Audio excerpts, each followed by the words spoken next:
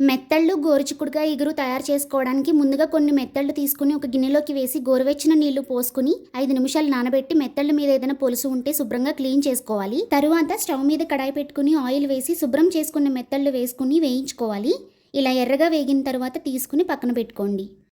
అదే ఆయిల్లోకి 3 తరిగిన ఉల్లిపాయ ముక్కలు, పచ్చిమిర్చి వేసి రుచికి తగినంత ఉప్పు కూడా వేసి ఉల్లిపాయలు సాఫ్ట్గా అయ్యే వరకు వేయించుకుని కొద్దిగా అల్లం వెల్లుల్లి పేస్ట్, 1/2 స్పూన్ పసుపు వేసి వేయించుకుని 1/2 కేజీ గోరుచిక్కుడుకాయలను నార తీసేసి ఇలా కట్ చేసుకుని శుభ్రం చేసిన వాటిని వేసుకుని 10 నిమిషాలు లో ఫ్లేమ్లో మగ్గించుకోవాలి. ఇలా గోరుచిక్కుడుకాయలను లో ఫ్లేమ్లో ఎక్కువసేపు మగ్గించడం వలన దీనికి ఉన్న చిరుచేదు తగ్గుతుంది. తరువాత 3 బాగా పండిన టమాటో ముక్కలు వేసి మగ్గించుకున్నాక ముందు వేయించి పక్కన పెట్టుకున్న మెత్తళ్ళు, సరిపడా కారం వేసి కలుపుకొని ముక్కలు మునిగే వరకు నీళ్లు పోసి ఉడికించుకోవాలి. కూర ఇలా దగ్గర పడుతున్నప్పుడు 1/2 స్పూన్ వేయించిన ధనియాల పొడి వేసి కలుపుకొని కూర ఈ కన్సిస్టెన్సీ వచ్చాక స్టవ్ ఆఫ్ చేసి మూత పెట్టి 10 నిమిషాల తర్వాత సర్వ్ చేసుకోండి.